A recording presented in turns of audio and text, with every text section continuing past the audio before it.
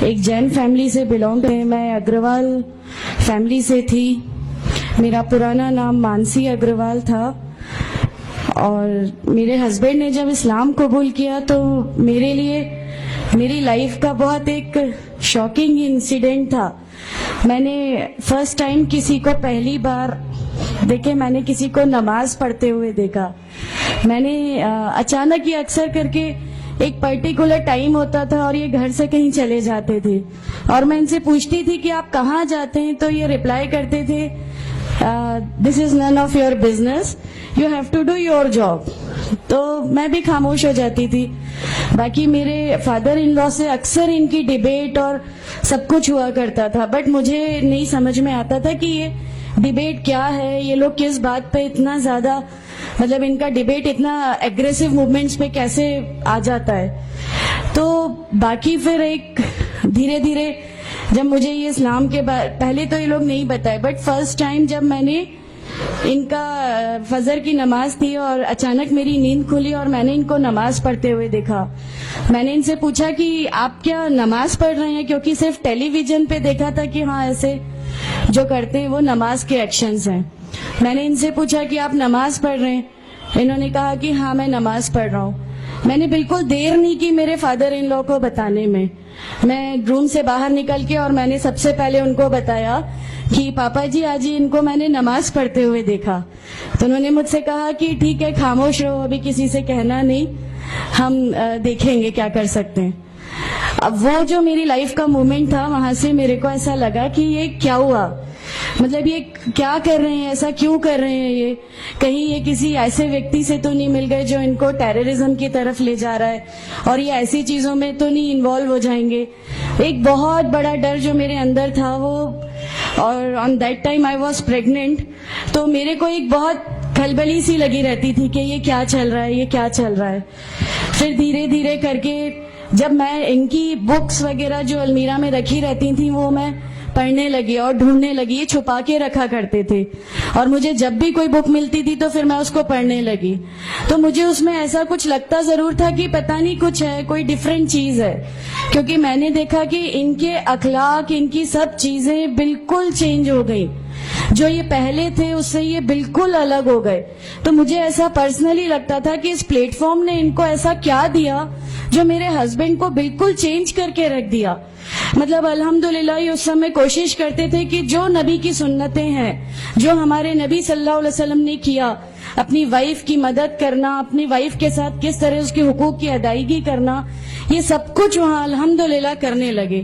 اور مجھے جو ان کا یہ ڈراسٹیکل چینج تھا, جو ان کو اس پلیٹ فارم پہ آئے ہوئے 6 months یا 1 year ہوا ہوگا, وہ دیکھ کے میرے لیے ایک بہت بڑا میننگ, ایک سرپرائز تھا کہ یہ کیا ہوا. پھر اس کے بعد مجھے لگا کہ نہیں, میں بھی اب اس کو جانتی ہوں, میں بھی اب پڑھوں گی. اور پھر میں اپنے فادر ان لا اور ان کی ڈیبیٹ سننے لگی. تو جینزم میں گاڈ کانسیپٹ ہے ہی نہیں.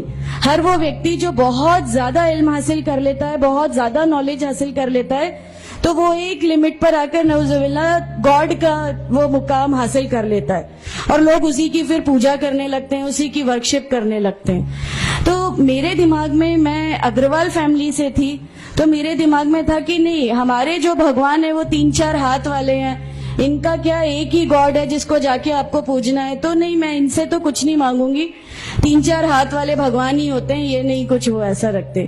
تو وہاں سے ایک تھوڑا سا ڈسٹریکشن میرے کو گاڈ کانسیپٹ کا آیا, اور ایشور ہے جو اس دنیا کو چلا رہا ہے, یہ ہمیشہ میرے ایک ذہن میں رہتا تھا. تو مجھے میرے فادر ان لا کہیں نہ کہیں اس پلیٹ فارم پہ آ کے غلط لگنے لگے کہ نہیں, یہ جو کہہ رہے ہیں وہ صحیح ہے, اور ان کی جو ڈیبیٹ ہے اس کا اینڈ جو ہے وہ یہ صحیح ہے. پھر دھیرے دھیرے کر کے مجھے ان کی چیزوں پہ یقین آنے لگا الحمدللہ. پھر ہمارے ایک فیملی فرینڈ ہیں, ان کے یہاں یہ مجھے لے گئے. وہاں پر کسی نے مجھ سے کہا کہ میں بہت بزرگ ہو چکا ہوں, کلیم صدیقی صاحب ہیں, مجھے ان کا نام دھیان نہیں ہے اچھے سے, بٹ انہوں نے مجھ سے کہا بیٹا میں بہت بزرگ ہو چکا ہوں, میں چاہتا ہوں تم کلمہ پڑھ لو, میری زندگی رہے نہ رہے, میں آپ سے ملوں نہ ملوں, تو آپ کلمہ پڑھ لو. تو الحمدللہ میں نے کلمہ پڑھ لیا. کلمہ پڑھنے کے بعد بھی جب ہم گھر لوٹ رہے تھے تو میں نے ان سے کہا کہ میں نے صرف ابھی کلمہ پڑھا, ابھی آپ یہ مت سمجھیے گا کہ میرے کو سب سمجھ میں آ گیا اور میں इस चीज को मान लूंगी। इन्होंने कहा नहीं, तुम्हारी मर्जी, किसी में कोई फोर्स नहीं है। तो अल्हम्दुलिल्लाह अल्लाह ताला का एहसान है, उस कलमे की ताकत थी। और ये हमेशा कहते थे तुम्हें कोई दुआ मांगनी है तो तहज्जुद में मांगा करो। तहज्जुद का जो टाइम होता है वो बहुत कीमती होता है और उसमें अल्लाह ताला सबकी दुआएं कबूल करता है। इन्होंने मुझे एक दुआ सिखाई थी कि तुम एक दुआ मांगो कि या मेरे रब, अगर मेरा हस्बैंड गलत रास्ते पर है तो उसको सही रास्ते पे ले आ, और अगर मैं गलत रास्ते पे हूं तो मुझे सही रास्ता दिखा दे। अल्हम्दुलिल्लाह मैं ये दुआ कंटिन्यू मांगती थी। एक बार मेरी नींद अल्हम्दुलिल्लाह तहज्जुद में खुली और बस मैं नॉर्मल जैसे एक ध्यान करते हैं वैसा मैं बैठ गई और अपने आप अचानक दिल चाहा कि बस सजदा करूं। मेरी जिंदगी का वो पहला सजदा था और उस बहुत लंबा सजदा था और उस सजदे में मैंने मेरे रब से क्या क्या मांग लिया मुझे भी नहीं याद है।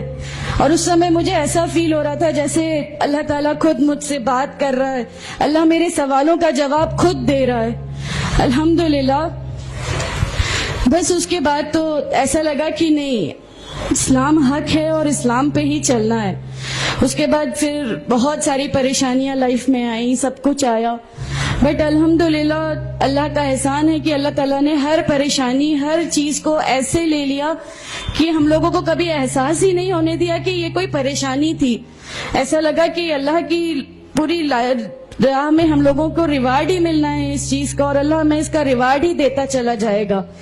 अल्हम्दुलिल्लाह बस उस समय से शुरुआत हुई थी दीन इस्लाम की। अल्हम्दुलिल्लाह आगे चल के परेशानियां, तकलीफें हर रिवर्ट की जिंदगी में आती हैं, लेकिन मैं हर रिवर्ट बहन से ये कहना चाहती हूँ कि अल्लाह की खातिर आप लोग इस दीन में आए हैं, किसी और चीज के लिए नहीं आए। तो अल्लाह की खातिर इन परेशानियों को भी झेलिए, अल्लाह की खातिर झेलिए। अल्लाह ताला अगर आप लोगों से, माशाअल्लाह मैं जब घर से निकली, जब हमारे फादर इन लॉ ने हमें घर से निकाला, मेरे बच्चे की, छोटा बच्चा था, छोटे वाले की सिर्फ एक दूध की बोतल थी, इसके अलावा कुछ भी नहीं था। मैं जॉब करती थी, मैंने अपने छोटे बेटे को माँ के यहाँ छोड़ के जाया करती थी। मेरे मम्मी पापा बहुत ज्यादा मतलब हम लोगों से डिटैच नहीं हुए थे, एक मोहब्बत थी उनको हमसे, तो उस मोहब्बत के कारण मतलब उन लोगों ने कभी हमारा उस लेवल तक अपोज नहीं किया जो इन लॉज की तरफ से आया। तो जब मैं मेरे मायके गई और मैंने अपने बच्चे को लिया और मैंने कहा कि माँ हमने वो घर छोड़ दिया, हमें उस घर से उन लोग निकाले, ऐसा करके माँ है बहुत रोई, तुम लोग क्यों ऐसा कर रहे हो, क्या करोगे, कैसे रहोगे, दोनों छोटे बच्चे हैं, क्या होगा।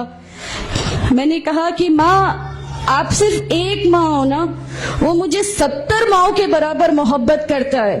तो जो रब मुझे मेरी 70 माँओं के बराबर मोहब्बत करता है वो कैसे इस दुनिया में मुझे रुस्वा कर सकता है।